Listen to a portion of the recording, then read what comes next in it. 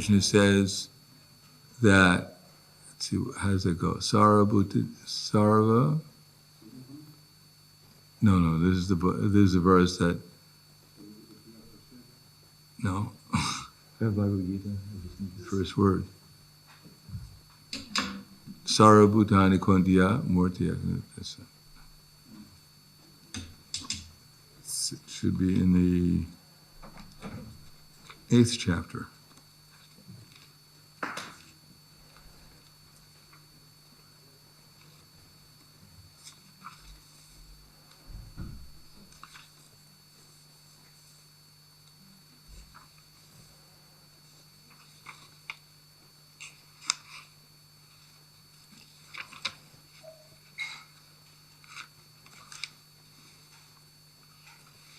Oh, I see, it's the 9th chapter.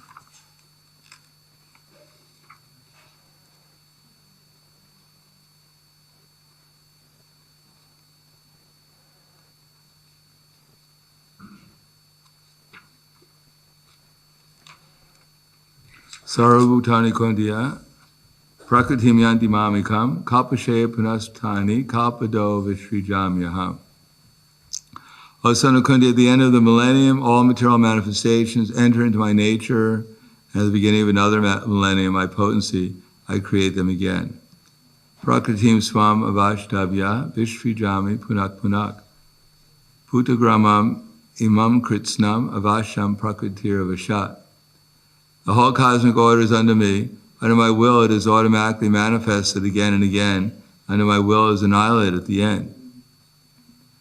So just imagine if people knew that God creates this universe, just like we're in this present universe, He's created it. And then at a certain time, He just destroys the whole thing. What do people think of Him? Imagine you bring someone to life and then at a certain time you just kill them off. But Krishna doesn't do it for a few people. He does it for unlimited living entities. He brings them, they all get enthusiastic, we're going to have a good time. They party for a while, and then he blows the whole thing up into little atoms. Puts them all to sleep for billions of years, trillions of years, and wakes them up to try to do the same thing again.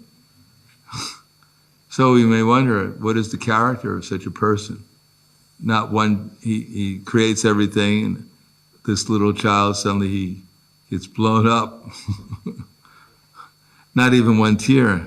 Krishna is completely neutral to the whole thing.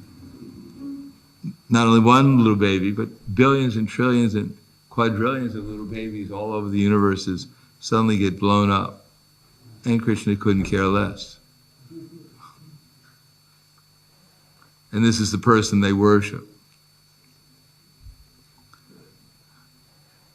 Just like they had a court case in America, and they were accusing the devotees not only of brainwashing, but of also the cause of death for one of the devotees, of her father's cause of death, because she left home and joined the Hare Krishna movement at a young age, and her father became very disturbed and died of a heart attack. So they were suing the devotees for millions and tens of millions of dollars. So to prove the point how cruel the devotees are, they brought in a picture of Hiranyakashipu and Lord Nrsingadev. Lord Nrsingadev is bifurcating Hiranyakashipu. There's blood everywhere on his fingernails, on his garland, on his mane. And Hiranyakashipu's lying outstretched, his intestines are being pulled out of his body. And then on the side, there's Prahlad Maharaj on his tiptoes trying to offer Lord Nrsingadev a garland, beautiful garland. So the lawyer was asking one of the devotees, so who is this?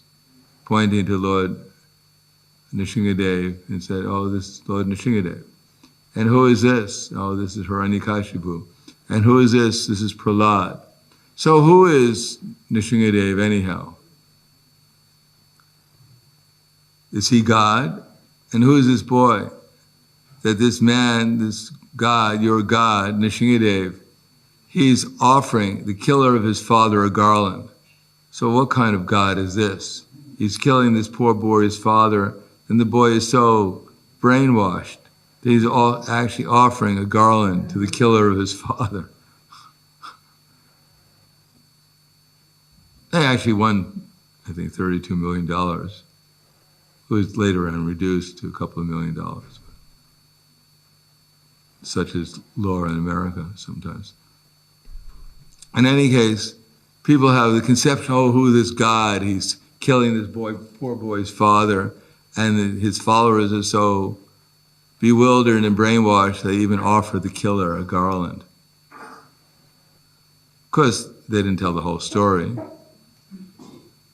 In any case, how is it that God is creating universes, unlimited universes, allowing people to act out, trying to make advancement, trying to do good? Some people are trying to do good. People are trying to go, help others. And yet, without any feeling at all, he just annihilates everything. And then brings them all back again to go through the same thing all over again. Spend 311 trillion years trying to make some progress and just get wiped out all again, start from zero, start all over again. Of course, they bring their previous karma, but some people would rather not bring their previous karma with them to the next creation. So what is Krishna's explanation? Chamam tani karmani nibananti dhananjaya udasinad varasino asaktam teshu karmasu. That all this work, O Dhananjaya, all this work cannot buy me. I'm ever detached, seated as though neutral. In other words, Krishna is like the judge. Someone comes before the judge and gives them a huge amount of money, and someone else comes before the judge and the judge condemns the person to death. Now, the judge is supposed to be impartial. It's not that he looks at one person and says, I don't like your face, I think I'm going to condemn you to death. The next person comes, you have a nice face, I think I'll give you $10 billion. No, it's according to the activities of the persons who come before the judge that they get a particular judgment. Similarly, Krishna is neutral to everyone, but he reciprocates according to their activities and their consciousness.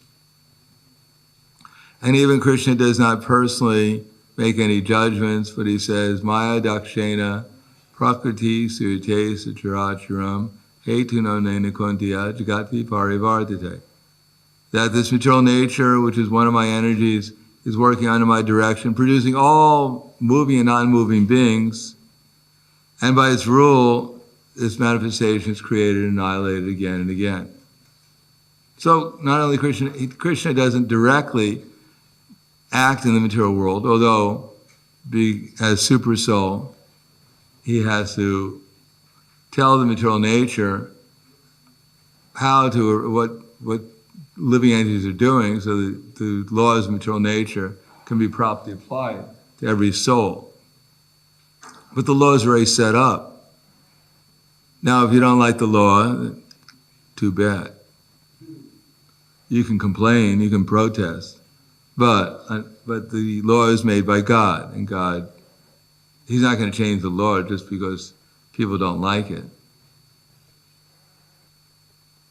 If one objectively examines the laws of material nature, one will find that they're perfect. Everyone gets exactly what they deserve, and they get what they desire according to what they deserve.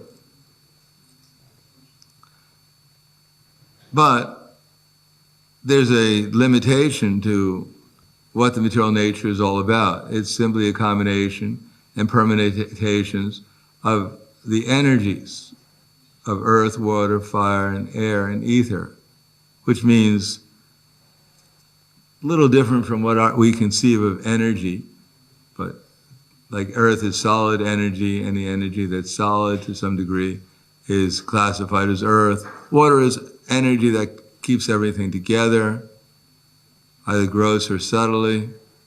Similarly, fire transforms things from one to another, gross or subtly. And air gets things moving, gross or subtly. and ether is the containment from which gross and subtle things are contained within. And that's it. That's the whole realm of experience for the conditioned souls, different varieties of earth, water, fire, air, and ether. And then there's the energies like Krishna says, Mahabhutan Ahankaro, Buddhya Vyakta Evacha, Indriyaitan Disaikam Cha, Pancha Chandriya Agochara. There's also Dvesha, there's also attachment, aversion, there's varieties of subtle energies that can afflict one, there's the three modes, but that's the realm of activities. And according to our desires and our activities, then we go from one experienced material nature to the next. Sattvanurupa sarvasha, shradabhavati bharata, shadoma yo purusho yo yaschara seva saha. According to one's existence, under the three modes of material nature, one evolves a particular kind of faith. And according to one's activities under that faith, one will get another variety of the modes of material nature to act under.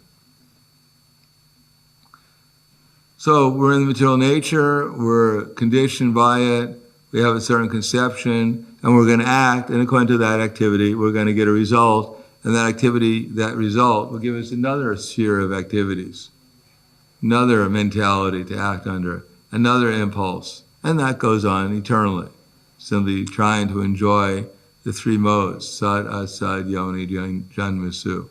Sometimes meeting with good, and sometimes meeting with not so good, or really bad. But Krishna has nothing to do with it. Well, he has something to do with it. He sets it up, and everyone gets a free ride. They can do whatever they want. They could, it's a playground. You can be on the monkey bars, or you can be on the swing, or you can be on whatever you want to do. You can play around here, but that's your limitation. That's all there is.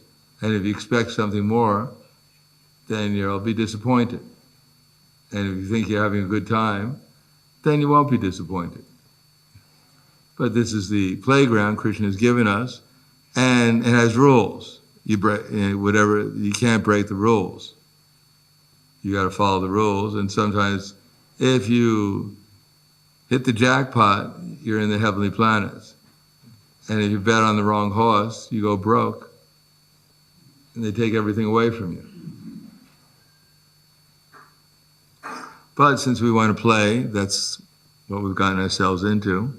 We can't change the law, we can't change the rules, we can't change how the persons who are governing us, ultimately, we can't change the three modes, we can do nothing but play or decide we have enough playing here. I think we'll go to a better situation where we don't have to keep on revolving in the 8,400,000 species of life. Better to go back to Godhead. But obviously Hiranyakashipu and his followers, that's not their intention.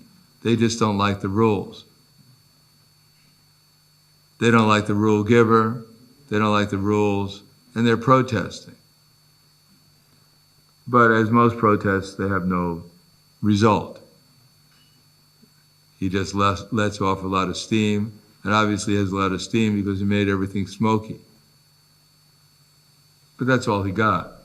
Of course, he got personal association with the Supreme Personality of Godhead also, we'll find out, because he didn't play the game properly. He had the best opportunity in the material world. He became practically eternal. He got a body that could withstand the thunderbolts of Lord Indra.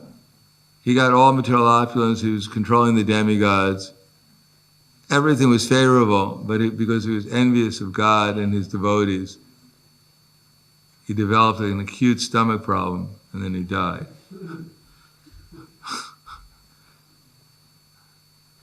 So we may think we're controllers, we have so many things going for us, but ultimately, mrityu sarvaharastraham, it'll all be taken away.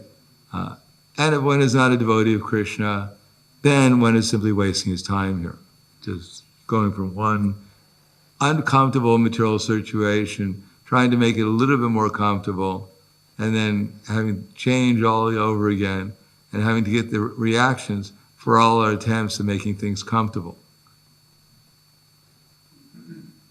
And then doing this eternally. So we're all eternal, but right now we're eternally in hell. So that's not very good. It's good to be eternal. It's not to be eternally in hell is not so good. But if we take advantage of this human form of life, of this association, and try to take shelter of Krishna, then the result is we can make progress. And as we make progress, then gradually our association with these three modes and the material nature will gradually diminish, and then we'll be relieved of all the distress that they're causing us. So I'll stop there. Thank you. Any questions, comments?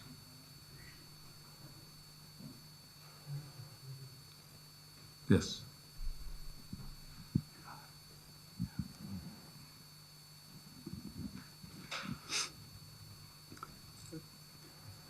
It's often difficult to come to terms, to accept that devotees lose, like if we lost that court case, and philosophically we may understand, but what if we are playing on Krishna's side, why do we lose sometimes?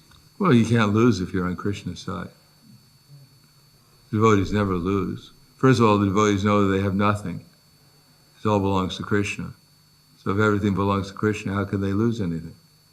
Krishna doesn't lose because everything always belongs to him. And even if you gain something, you can't gain anything because it's still Krishna's. So, yes, yanugrahami karishe tadana shanai. Krishna takes things away to teach the devotees so they can make spiritual advancement. So when they get things taken away from them, they take shelter of Krishna, that's their gain. And when they get too many things and they forget Krishna, that's their loss. It's like Prabhupada gives the example, when you have you have 1,000,000 zeros, they're at zero. But if you put a 1 in front of it, then it becomes a big number. But if you take the 1 away, then you got a lot of zeros. So Krishna, when he sees we've taken the 1 away, then he takes all the zeros away, and then we lament. We come back to taking shelter of the 1. Krishna. Anything else? Okay, thank you very much. Grantaraj Srimad Bhagavatam ki jai, Srila Prabhupada ki jai, Gaur Premanande.